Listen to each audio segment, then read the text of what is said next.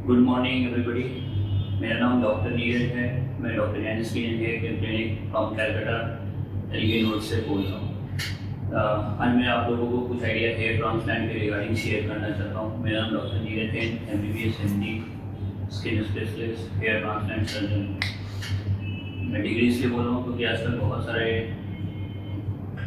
Doctors transplant कर रहे हैं। पहले जनरली FDMS करते थे, अभी MBBS, BHMS, BMS, BDS, even non technicians भी ट्रांसप्लांट कर रहे हैं in different clinics. So please जब भी आप ट्रांसप्लांट कराने जाएँ, प्लीज़ क्लिनिक ना देखें, डॉक्टर देखें जो आपका ट्रांसप्लांट करेंगे। जो कंसल्ट करेंगे वो नहीं, आप पता करें कि आपका ट्रांसप्लांट कौन करेंगे, उनका ईयर ऑफ एक्सपीरियंस कितना है, उन्होंने क्या ट्रांसप्लांट किया है नहीं किया है, उसके बाद ट्रांसप्लांट कराएं। कमिंग टू द डॉक्टर, तो डॉक्टर्स का एक्सपीरियंस इंपॉर्टेंट है क्योंकि आपका डोनर एरिया से एक बार ग्राफ निकाल दिया जाता है, वो परमानेंटली निकल जाता है, वो वापस नहीं आता। कई क्लिनिक्स ऐसा बोल देते हैं जो हम निकालते हैं वो वापस आता है, ऐसा नहीं होता। वो रूट के साथ निकलता है, सो वो वापस नहीं आता। Now coming to the procedure, दो तरह से ट्रांसप्लांट होता है, FUE और FUT। FUE करने वाले FUE को अच्छा बोलते हैं, FUT करने वाले FUT को अच्छा बोलते हैं। ऐसा कुछ भी नहीं है, डोनर एरिया सेम है, ग्राफ क्वालिटी सेम है, सो रिजल्ट सेम आएगा। FUE इसलिए आया क्योंकि FUE में क्या होता है, आपकी मॉर्बिडिटी कम होती है, मतलब आपका रेस्टिंग इसका कम होता है एंड आपका डोनर एरिया बढ़ जाता है। आप बियर्ड से भी नहीं सकते हैं, body hair, chest hair, back hair, कहीं भी बॉडी हेयर से हेयर्स को निकाला जा सकता है, जो कि FUT में नहीं किया जाता। Now coming to the side effects पूछते हैं। साइड इफेक्ट्स ऐसा कुछ भी नहीं है। कई क्लिनिक्स में क्या होता है, ओवर की बहुत ज़्यादा एनेस्थीसिया दे देते हैं जिसके कारण पेशेंट्स के सर पे स्वेलिंग रहती है। यूजुअली ऐसा नहीं होता है, 15% केसेस में दिखता है। वो भी पेशेंट्स को कुछ प्रॉब्लम है, जैसे डायबिटिक हो गया या फिर उनको कुछ दवाई नहीं दे सकते, इस केसेस में स्वेलिंग थोड़ी थोड़ी आती है, नहीं तो यूजुअली स्वेलिंग नहीं आती अगर आप राइट अमाउंट ऑफ एनेस्थीसिया और अमाउंट ऑफ सलाइन या ट्यूबिसेंस करें तो। ग्राफ्स कितने लगेंगे, कई पेशेंट्स ये पूछते हैं। ग्राफ्स डिपेंड करता है आपका एरिया ऑफ बैलेंस कितना है एंड कितनी डेंसिटी चाहिए और आपके हेयर ग्राफ की क्वालिटी कैसी है। अगर आपके हेयर्स अपने क्वालिटी के हैं तो ग्राफ अगर सिंगल रूटिकल है तो नंबर ऑफ ग्राफ ज़्यादा लगेंगे, नहीं तो फिर क्या है, थोड़ी डेंसिटी कम आएगी। अगर एरिया बड़ा रहेगा तो ग्राफ ज़्यादा लगेगा। दूसरी बात, कई क्लिनिक्स में क्या होता है कि ग्राफ अगर 3000 लगा है, 3.5 बोल देते हैं, 4 बोल देते हैं। ग्राफ्स काउंटेबल होते हैं, ये याद रखिए। आप ग्राफ ट्रांसप्लांट के बाद अगर घर पे जाके पिक्चर लें और ट्राई टू काउंट करें तो मैक्सिमम आपका 100 का डिफरेंस आ सकता है आपकी और उनकी काउंटिंग में। नहीं तो यूजुअली ऐसा नहीं होता है। इसलिए आराम से ट्रांसप्लांट के बाद जैसे हम अपने पेशेंट्स को समझाते हैं कि ग्राफ के बाद कैसे काउंट करना है, उससे आपको समझ में आएगा कि टोटल नंबर ऑफ ग्राफ्स कितने हैं। अगर मैं आपको सिंपल पिक्चर में समझाऊँ सो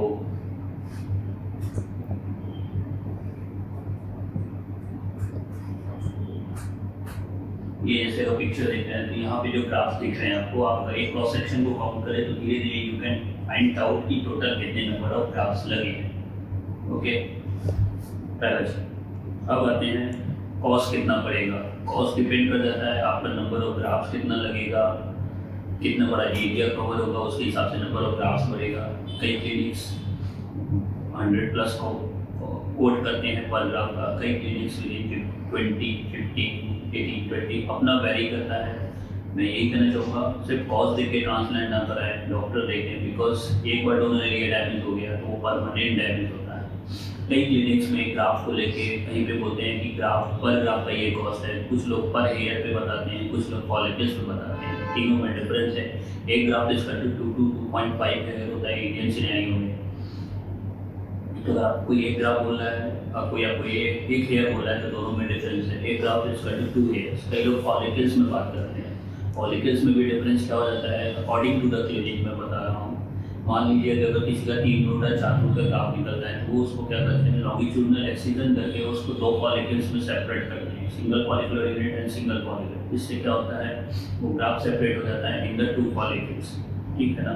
so always talk in terms of graph. हमेशा ग्राफ के नंबर में बात करें, हेयर और फॉलिकल्स में बात ना करें। दूसरा, रिजल्ट डिपेंड कर जाता है कुछ चीज़ों पे। उसमें सबसे इम्पोर्टेंट है doctor, way of doing the transplant और ठीक, आपके खुद के मेंटेनेंस पे डॉक्टर्स में क्या किस डेंसिटी में किया जा रहा है, कैसे हेयर लाइन डिज़ाइन किया जा रहा है। जैसे कई पेशेंट्स होते हैं जिनका किया जाता है, उनका पूरा एक स्ट्रेट लाइन सा दिखता है अगर आप देखें तो जिससे पता चलता है कि उसका हेयर ट्रांसप्लांट हुआ है, जिसको रिकरेक्शन करके फिर हमने ठीक भी किया। सो इम्पॉर्टेंट चीज़ ये है कि आप जब ट्रांसप्लांट कराने जाएँ ऑलवेज सी कि किस तरीके से पैटर्न बनाया जा रहा है, क्या रेगुलर मार्जिंग की जा रही है, कैसे डिज़ाइन बनाया जा रहा है, ऊपर से डेप्थ कितना, डेंसिटी कितना दिया जा रहा है, डेप्थ ऑफ स्लिट्स क्या है, वो सारा इम्पॉर्टेंट है। पेन कितना होता है, कई पेशेंट्स पूछते हैं। पेन आपका मान लीजिए 3 से 3.5 ग्राफ अगर निकल रहा है, एक दिन में इससे ज़्यादा कंसेशन नहीं करना चाहिए क्योंकि उससे डोनर एरिया डैमेज होता है। सो मैक्सिमम डू 3 से 3.5 ग्राफ, वो भी बहुत है इन 1 डे सेशन, उससे ज़्यादा ना कराएं क्योंकि फिर बहुत ज़्यादा ग्राफ निकलने से डोनर एरिया का नेक्रोसिस होता है, तो डोनर एरिया डैमेज होता है। पेन आपका मैक्सिमम 10 से 15 मिनट का है, वो भी इंसुलिन से एनेस्थीसिया दिया जाता है, सो ऐसा पेन नहीं होता। सो 3 to 3,500 ग्राम में आपको रखना होगा कि आपका 6 to 8 आवर्स मिनिमम लगेगा। ठीक है, अब क्या है रिजल्ट में मैंने बोला कि डॉक्टर पे डिपेंड करता है, वो कैसे डिज़ाइन दे रहे हैं, कैसी डेंसिटी दे रहे हैं, कैसे ग्राफ निकाल रहे हैं, कैसे ग्राफ इम्प्लांट कर रहे हैं, उन सब पे बहुत ज़्यादा डिपेंड करता है। नाउ पेशेंट क्या करते हैं, मेडिसिन को कुछ महीने तक खाते हैं फिर बंद कर देते हैं। जी, ये एंड्रोजेनेटिक एलोपेशिया है। एंड्रोजेनेटिक एलोपेशिया में क्या होता है, आपके धीरे धीरे हेयर साइड से जाते हैं, फिर ये पूरे एरिया चला जाता है।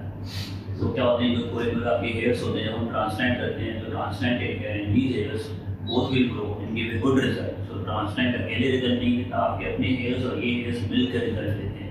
सो होता क्या है, पेशेंट मेडिसिन धीरे धीरे बंद कर देते हैं। सो जेनेटिक है, so it's in your DNA. So ये हेयर ग्रेजुअली फॉल करने लगते हैं। सो क्या होता है, थिनिंग दिखने लगती है। So please don't disturb the medicine बीच में अगर आप खाते रहेंगे तो जैसा रिजल्ट है वैसा मेंटेन रहेगा। And try to take PRP, don't smoke after the transplant, try to stop it before the transplant.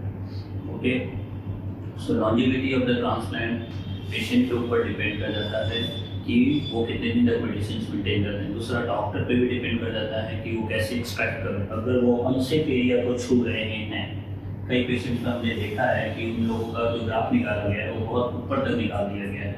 जैसे मान लीजिए मैं कोई पिक्चर दिखा, उसका ट्रांसप्लांट किया गया था, पूरा हेयर लाइन बनाया गया विद द साइड्स में, ये देखिए इसका पता भी नहीं चलेगा ट्रांसप्लांट किया। कई लोग बहुत ऊपर तक जाके ग्राफ निकाल लेते हैं, जिसके कारण क्या होता है, ये एरिया अनसेफ एरिया होता है, जहाँ से निकालने के बाद वो एरिया फिर से वहाँ से निकाला गया है तो वो चला जाएगा।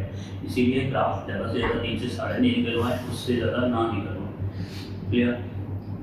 अगर बाकी का आपकी कोई क्वेरीज है या क्वेश्चंस है तो प्लीज़ नीचे कमेंट में क्वेश्चन करें, या हमारा फ़ोन नंबर 6292152716 या 6292152717 पे फ़ोन करके प्लीज़ क्वेरीज आप अपनी पूछ सकते हैं। Thank you, good day.